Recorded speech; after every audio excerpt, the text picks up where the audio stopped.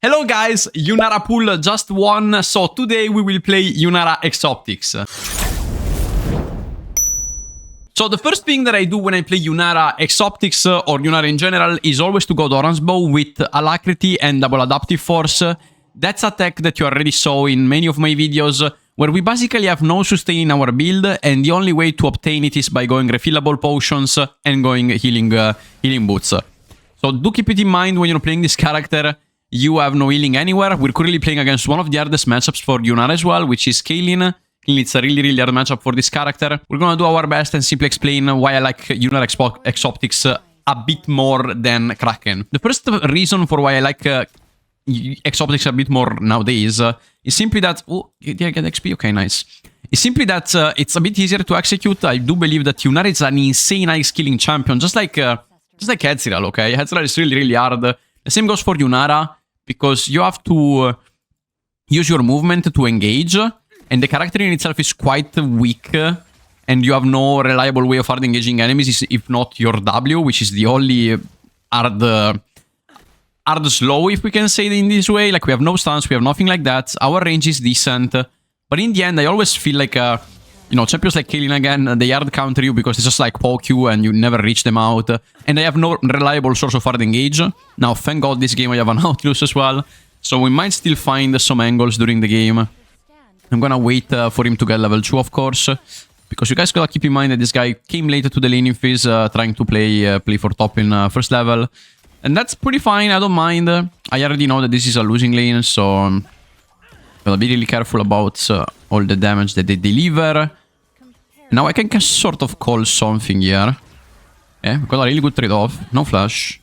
And you see, that's actually the type of tiny trades that we have to look out for. It was pretty good. We take off the flash, and our jungler is also puffing towards bot side, so that's actually wonderful. So why X Optics Yunara? Because first of all, you guys gotta remember something. Yunara is a passive which literally gives you crit damage in more. So if you're going Kraken first, you're not utilizing your passive. You have a passive which gives you crit damage and nothing. You're just going an item that has no crit at the start. I think that already thinking about that, you're losing DPS. You're losing a lot of damage. And going X Optics just doesn't make you feel in that way. While going Kraken, of course, you have way less. And it just doesn't feel as strong. The only difference between Kraken and X Optics, again, a really good player could abuse the movement speed that you get. Oh my god, you gotta flash this boy. Okay, thank god we flashed. Not so bad, we get some really good damage on the guy. I actually want to look for this. Yeah, fighting against the Kaylin as Yunara is undoable, sadly. We're gonna space away the Kate. Spacing away the Kate. This guy is so annoying, dude. Like, I heavily advise you to ban Kaylin, but like, you know, I'm doing educational videos, so I kind of want to show that you can play her somehow, some way in any matchup. But again, main advice is to mostly never play her against Kaylin. That's like one of the hardest matchups you'll ever find in your life. I have to flash that. 6, 8. Pretty good. Nice, we got the kill off. And you see, with some kind of hard engage, you can sort of play this matchup. It's not easy, don't get me wrong. It's actually really hard to win this matchup. But with an hard engager on your side, everything is possible. So, pretty good start. In general, your first base should be followed by a pretty good pickaxe if you can. Pickaxe is the best item overall to play first base on Yunara. You have a lot of damage, then you can shove the waves. It is pretty good. But in this case, you see we have 1k 300 gold. So I'm gonna probably do pickaxe, longsword, and refillable.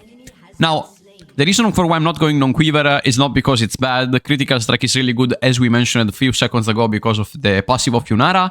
But because I want to get refillable potions, this matchup we have no sustain. My build has no sustain. So going refillable potions is pretty good here. And you see, like, the Kraken base would have been so much better in general. Here I would have had, like, Rectrix. I enjoy Rectrix a lot. The movement speed, it helps you to hard engage enemies. But it heavily depends on how good you are, right? That's what I'm explaining you. Like, when you play something that has movement speed on it, especially a first item, you guys gotta show that you're really good at using the item. And that's the main issue. Well, X Optics is just like raw damage, put it in this way. And I don't see people doing it, and it's pretty bad, because the character in itself, I think Yunara is really good. They also buffed her. I don't remember what they buffed, but this character is currently in a really good position, really flexible, and again, if you go for a good build instead of playing Kraken, you don't need an insane amount of skill to actually play this character. which is good, right? Because I heavily believe that this character is kind of like a gatekeeper for Aguilo players. You know, only Aguilo players can play her. But if you play this build, I heavily believe that even a bronze player can actually climb up with her. Mainly because most of the problems of Yunara is that, let's say that you don't have, again, any reliable hard engage, and it's really, really hard to learn how to engage as Yunara, because you have to basically E-forward to the enemies. Just like a Tristana, but it's a bit harder again. Feels really weird to like dash forward towards the enemies, or like low elo players have a bit of a hard time playing Yunara, but I know that there's a lot of people out there enjoying the character. So again, my main advice for you guys, people enjoying Yunara, first of all, ban the fucking Caitlyn. Don't do like me. I am an idiot. We're playing in Diamond Master. People actually punish my picks here. But even in low elo, the most common pick that you're gonna see is Caitlyn. So I heavily advise to actually just ban the Caitlyn off if you ever think about playing this character. Now, this guy's no flash, so we can call it a day. He dies again. Look at the hard engage potential that we have. This is so awesome. Always really cool to see a Caitlyn dying. And usually go triple tonic with her, but again, I advise cookies if you're a low elo player. I went for cookies, but... sorry, triple tonic cashback. But you can go for cookies if you feel like it's a bit hard to execute. I really believe that having more buttons to click is never good with a character that's already hard by in itself. Please low, please low, please low. And we're gonna just get one plate here. Nice, pretty good. I guess I'm gonna stay for another wave. Technically, I should have based here. Especially because I don't know where the enemy jungle is. But look at that. We have a really good shove. You managed to get pickaxe at the start of the game. I heavily believe that you have a really good shove. And from that position, it's really hard to lose farm or to like do a bit base. You managed to do that. Well, it's kind of wonderful. Only problem of Exoptics... Exoptics in itself doesn't have a bad peel puff, so you can sort of like always get a good base off. That's also like another really good thing of it. While Kraken also has a really good peel puff. I will never compare the two items from like a first item perspective. I believe that Kraken is pretty good first item. The problem is that the scaling doesn't work as well as Exoptics later on, because you don't get 50% crit rate, but you have only 25. And I heavily believe that once again, because of your passive having... just a bit more of like crit does make the difference from a DPS perspective. And again, when you're low elo, you simply want to deal as much damage as you can. Just look for the build that deals as much damage as possible. Because you give no counterplay to the enemy. So now I'm gonna hard force with potion. This guy's no E. I think he has nothing. Okay. We're in a good position anyways. We're gonna push on. Oh my god, dude. I fucked up so hard. That's my bad. I think this fight was good, like, in my brain, but I actually fumbled. More than anything, my Naughty was, like, level 4, and I was, like, against the two players level 6, so they abused their ultimates. That's my fault. Is he dead? He's just walking away. That's wonderful. Alright, let's get this one. And let's go bots. I told you, this killing matchup is so hard, because every time you try to engage her, she just, like, is away and deals damage to you, while you're just getting, like... outspaced the whole matchup. I lost this matchup countless times against like gold players, platinum players. It doesn't matter who you play against. It is a known matchup. Everyone just plays killing into the Yunara. So again, I really advise to ban this character. But I mean, you know what's the cool part of my videos? Well, we don't give a fuck. We just play what we have, and we simply use our resources to show you that in the end, you can play against everything no matter what. Now we can look for this lake for sure, but I would love to prefer... look for a cheese play, but yeah, I don't think we can. So we're just gonna start this one. Start this one. Will have been really cool to kill off the guy. Our Vel'Koz is going crazy this game. 6-0. That's crazy. 6-0 Vel'Koz is actually amazing. So we get the Drake off. And I don't think that this guy has X-Flash. No, he doesn't. Oh my god, I missed the ward. So our objective is once again to close the item if we can. I think we have it in base. So I'm not gonna wait further than that. I believe that also Killing has item in a few. If she doesn't base, I'm gonna base faster so that we have item advantage. In this matchup, even if I have item advantage, I naturally lose anyways most of the times. But let's just like do it for simplicity's sake. The enemy also has to base sooner or later to match the collector. But I wanna make sure that I'm the first one doing it. So that in case they make a mistake, right? Like here, they could make a mistake by not basing. but they will probably do it to match my item advantage. Now, Exoptics it is, crit as well. I like a lot to follow up with crit here. We follow up with crit so that we have 40% crit rate right away. And that's what I'm saying. You're abusing your passive so much more in this way. Because you have 40% crit rate and almost 1 out of 2. You know, you get a crit. It's pretty good. And you're scaling right away. Well, if you're playing Kraken, going crit in this way will be troll. With this build, it feels pretty good from a damage perspective. Now, see that the enemy should be basing here. So if I can stop them, just even a W, this character is pretty good. So you can stop them. Pretty good. We didn't get the net in the face. And now the guy has nothing, so we can full in. Look at that. We have item advantage here.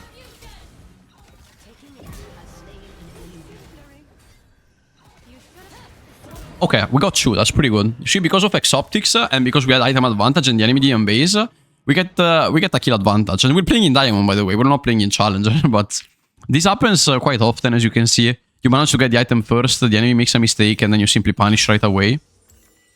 It's the best way of actually getting leads in lower elos. Like, people don't understand the spike timers, and they simply go in thinking, oh yeah, again, why is this guy engaging? I think we're winning. And again, keep in mind that this is one of the hardest matchups of Yunara, so we got a really good double kill in the end. And Exoptics helps out a lot as well against the K2C. I managed to actually auto-air back. While technically speaking, I could never auto-air back in that case. I would have probably died. The Exoptics proc just made me able to actually kill her there, so... Awesome. Awesome. Scaling matchup is so annoying. Oh my. Another kill.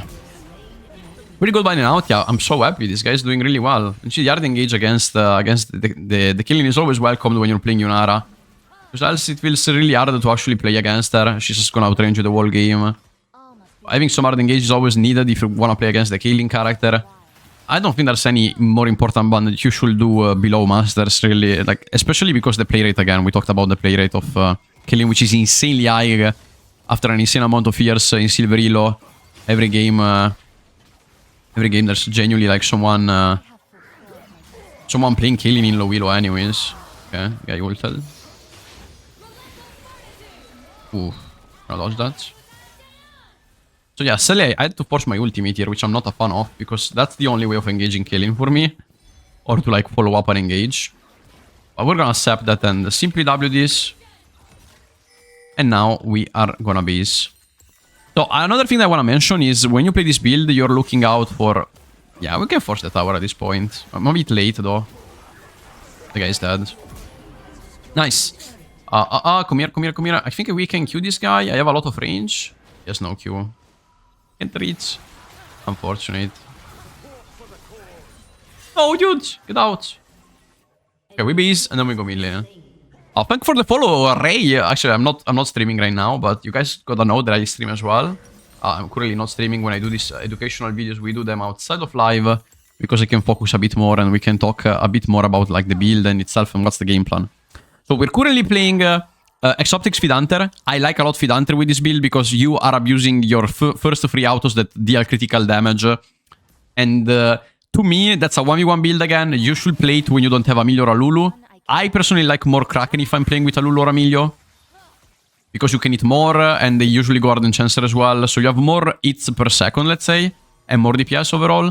But if you're playing solo queue and you have no support to play with, I think this is one of the highest damage builds, on top of the fact that you're using ultimate every 1 minute. Like, the cooldown of the ultimate becomes really, really low, as you can see. We have 1 minute about.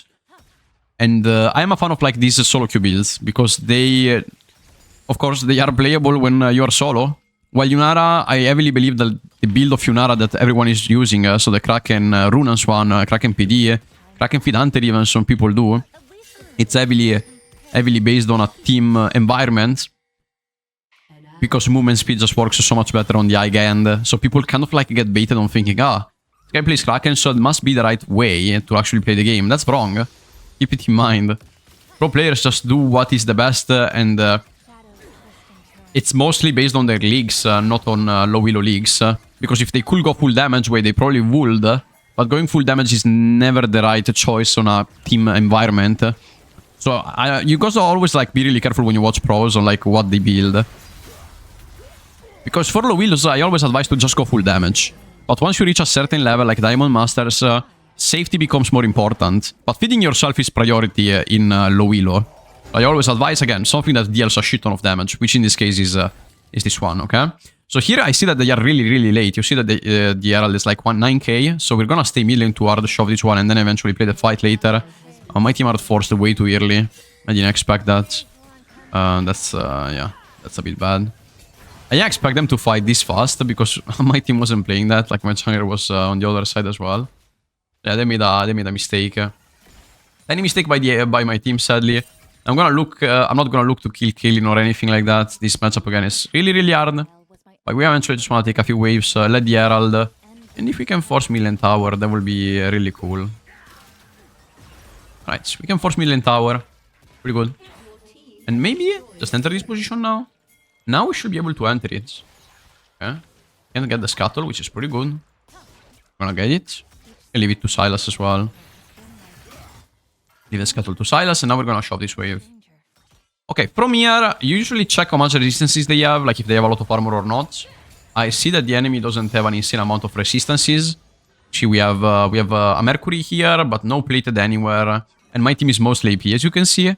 So because of that, we're not gonna go Lord Dominic, we're gonna go Infinity Edge. I went for a longsword, but that's fine. You can always sell refillable potions later on.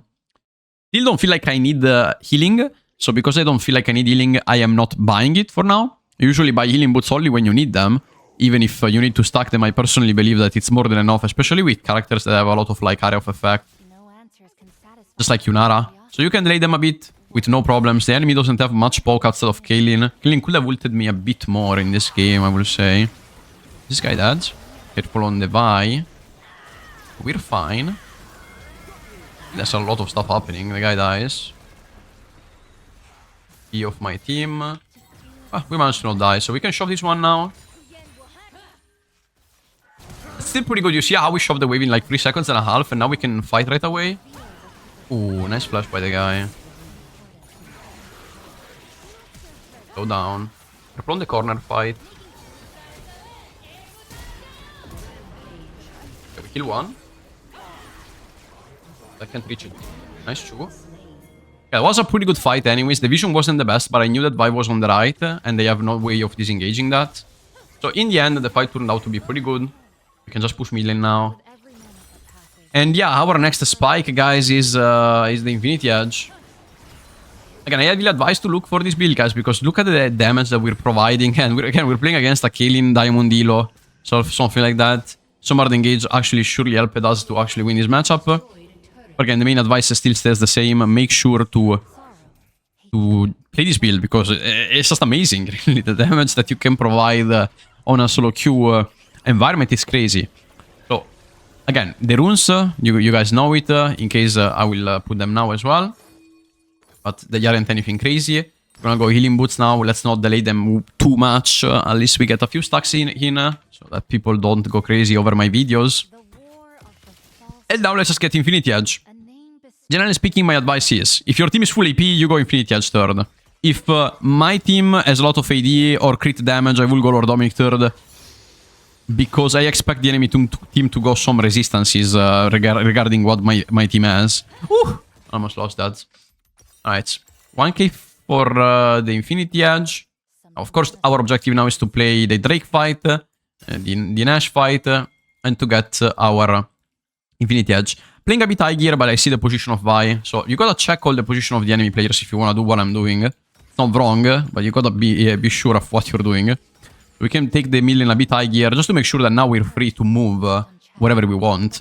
That's why taking Million here is so important. Like the faster you do it, the more you can move fast right away.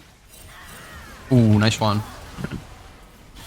Yeah, that's my support's fault because we missed vision. This fight could have been pretty good, but the lack of vision here was kind of like tragic, let's say. The vision was also decent, like we saw here and here, but the guy just like stood in the bush and wait for me. It was a pretty good play by him. Unluckily.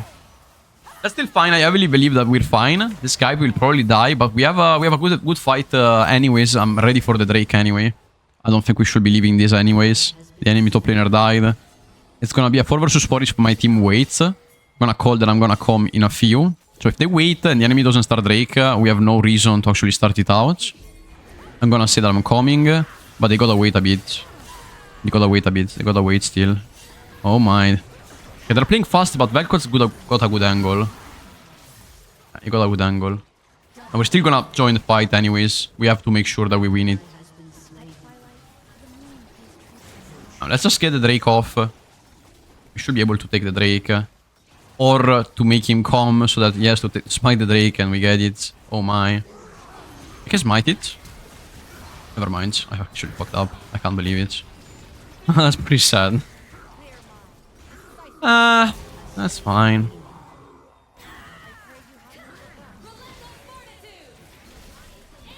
I'm gonna W this guy.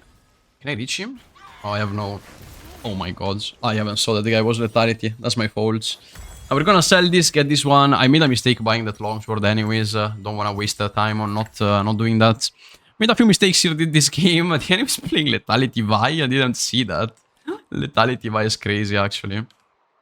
Overall pretty good anyways. And you see we have 75% crit now. So once you reach these 3 items, because of the critical strike damage increase and the passive increase, that's where you shine. Usually Infinity Edge 30 is the best. And generally speaking, I don't like picking Yunara when I have another crit carry on my team, because of course they will go plated steel caps everywhere. So I heavily advise to do what I'm doing, pick her into like an AP comp like this one. We actually got lucky that everyone is AP this game, but it actually helps out a lot, because the enemy is never gonna go armor and stuff like that. Pretty good. Overall, we're not doing bad, we're feeding ourselves, even in diamonds sometimes, just feeding yourself is so much better than standing still and doing nothing. Especially when the game is a bit fast, so pretty good.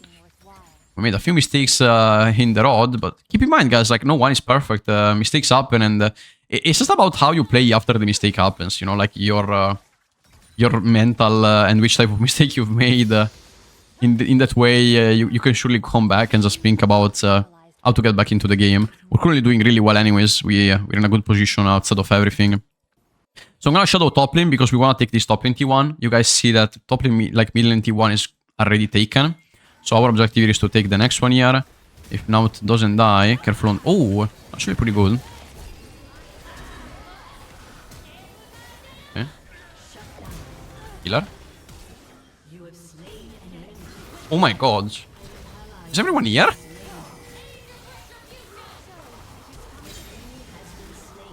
We're gonna W this. Yo, we missed one player here. I think we're fine. We should be fine. This guy's Exoptics? No, he doesn't. We can look for a flank or something like that. He's a really good W. Oh my. Guy messed up a lot. I don't think that I can enter that fight, so the only thing that I can do is create space in this way. The guy will probably die by doing that, but I genuinely could never play that out. And even here, the Kaylin sadly has more range than me. Without ultimate, I have no way of hard engaging her. She could win even with one item disadvantage, honestly, knowing this matchup and how annoying this is. I could teleport on my back, but now it is coming. So I heavily believe that we should try to get this tower anyways in some way. By slowly forcing it out. The guy will probably... He didn't. Matchup is really annoying. Of course, I never crit as always. Guy still has E, so we can never pull in, sadly. That's a bit unfortunate that the guy didn't E. Sometimes people panic E, and I got really unlucky that I also never crit her. Like, I literally did it only once with 75. And the luck is not by my side. But sooner or later, this tower should be going down. Which is nice. We got it. Alright. Now we base off, and we prepare ourselves for mid lane. Let's call... Not FF, possibly. The guy's calling for this. I think that's good, but I don't know where the Vi is. If the Vi is here... okay, the Vi is bot. Never mind, we confirmed that the Vi is bot. So this play could be really good. I don't know if we can burst it out, but a good perk of Yunara is that she has a lot of like damage on objectives. Just like any ADC really, but... Not like a Kaisa for sure, but the damage is high, so... We can cheese out an Nash just like this one. Look at this one. The enemy doesn't know anything. They didn't know that. Boom, that's Nash. Yeah, surely we lost a tower, surely we lost a few things here and there, but... Getting an Nash is an Nash, right? And yeah, of course, once you reach 100% crit, this build ramps up like crazy. I wouldn't actually say that Yunara is an insane hyperscaler, but she surely scales insanely well. Not like a Jinx, because Jinx is so much better from like a late game perspective. The difference between like Yunara and Jinx, simply that Yunara is so hard engaged by herself, and she's not like dependent on her team. She can literally play by herself with no problems. That's what I love about this character, but she's slightly weaker on the 1v1s. She's stronger on the 1v1 side as well, but she's like weaker on the teamfight side, unless you have a specific comp to actually play around there. So you always gotta keep in mind what you're strong at and what your team is good at. Okay, that was scary. We missed a lot of vision in this game, I noticed. Either my support is not really good at warding. I mean, he gave us the role. This guy gave us the role because I asked him to make a video, so... But he's playing really well! Look at that, that's a kill. Nice first kill of the game. Guys just gonna walk forward here. And we kill him off. Nice. Thank god the guy went for the Velcodes. At least we don't have to like do some weird stuff. This guy's gonna try to one shot. We have to burst. Pretty good we burst. And now we go bots. Nice. Pretty good guys. We got a really good pick off right away. The Naughty played really, really well. This guy's playing well despite playing field.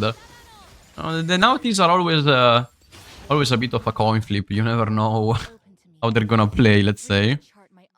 They either go like 0-10 or 10-0. It's a bit of a coin flip character. So when I see a fielded player playing it, I'm sort of praying that nothing weird happens. Gotta be careful about the vibe, but we're getting shadowed, so... With the shadow, we should be able to take this tower here, pretty simple. And then we should be basing after this one. We'll be basing and prepare... Oh, there's another wave though. I'm gonna do it really quick, I have Nash anyways. Okay. Now we base off, ping our team to back off here because there's Vi ultimate, there's a lot of stuff. And we prepare ourselves for the next fight. Now, I don't know what I want to go for. To keep in mind one thing, if you want to go for this build, you don't have Shilbo. Like, you can't really go Shilbo. Because you have Exoptics first. And you don't have room for another crit item. Like, if you want to do some weird stuff with crit items, Yantal, whatever you want, Collector even. Just keep in mind that you can't buy them because you have 100% crit, so... that's really important to keep in mind. You can only play items that are not non-crit. Sometimes I went for 125% crit sometimes. I don't know why. I genuinely feel like sometimes going, for example, for a Shilbo despite being 100% crit is strong anyways. Enemy team is looking for a million fight for no reason, so we can open them up here. We should look for this tower here as ADC, no matter what my team does. Because it's an offside tower and we take it pretty easily just by walking there and... as you can see, we got it quite easily. Now we're gonna take another one. Or try to push another one. Kind of doing like a 1-3-1, something like that. What? It's a bit weird. We shouldn't be doing 1-3-1 or something like that. The guy defends there. Another wave comes. I just want to check what the guy does. They are full leaning on there, so surely we take this one. All my team died, so the only thing that I can do is walk away now. We got a lot here. That's pretty good. And I wouldn't overextend for anything. Let's just like press E and walk away as much as we can. Our team made a few mistakes, but overall, imagine we took one tower here and almost 2 towers here while our team was fighting. That's how a good ADC plays, just gathering resources while your team is fighting instead of like going to the fight and wasting a lot of time. Most of the times what we did here is the best way of playing ADC. Doesn't mean that you're bad or you don't want to help your team. It's just that you have to realistically think if you are in time to make this play. And I mean, going from here to here, it's kind of impossible anyways. So we did well on doing what we did, let's say. Alright, let's try to get Guardian Angel now. The next spike for us is Guardian Angel indeed. If we get Guardian Angel, we can play every single fight without being scared of anything.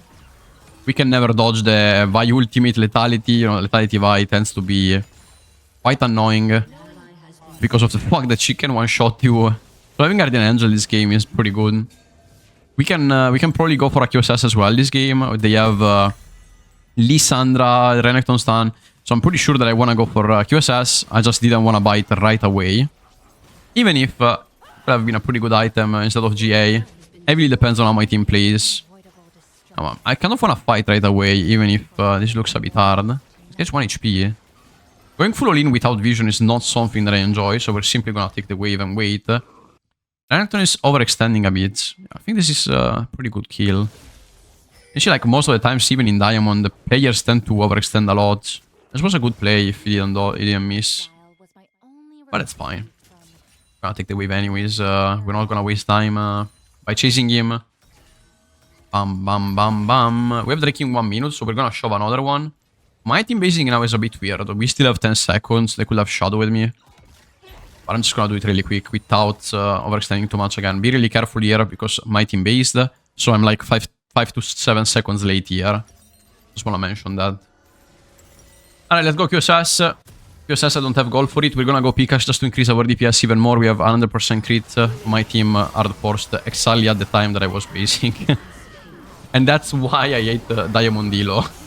They fight every single time when they shield ends.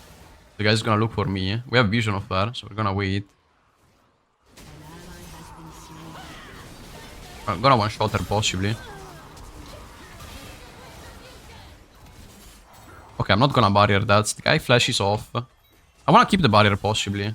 Also, aside of the fact that I believe that Empowered the W of Warwick just takes the shield off. So that's fine. Sadly, we lost the GA, and that's not awesome. But we have the soul, so that's fine.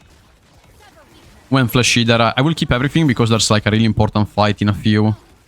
And yeah, surely losing Guardian Angel is really sad. The guy has ultimate, so we're gonna let it by the Cho'Gath. This guy is so big. I like tanks, you know, they don't play them as often in high levels because they have a really bad lane, and usually champs like Vayne, champs like the planers ranged tend to be stronger than like tanks like these ones. You can tell that the game is like low elo. We're talking about Diamond Master elo, low masters, because first of all our supports are not roaming. Like they didn't roam the whole game, and the top laners are playing traditional tanks or like flankers. That's when how you understand the level of play nowadays. Instead, high level you will have a Camille, a Pike, something to roam. Both of them will have roamed in level 1. And technically both players either play a mage or something that can stay solo lane. That's the current meta of bot lane. Kind of terrible, but hey, it is what it is. We have to accept it. Ooh. Oh. Still in a good position.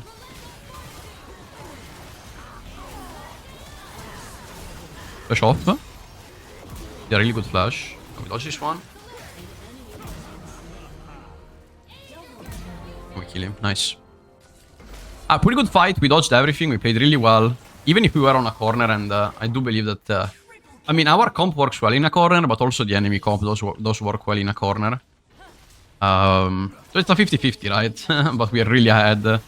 And because of that, this fight turns out to be ours. Guys, I hope you enjoyed the video, and you learned something new about Yunara, and why I feel like she's better than... you know, she's better in this way instead of like the Kraken one, at least for low elo players. Thank you so much for watching and the view, and see you in the next video. Bye bye.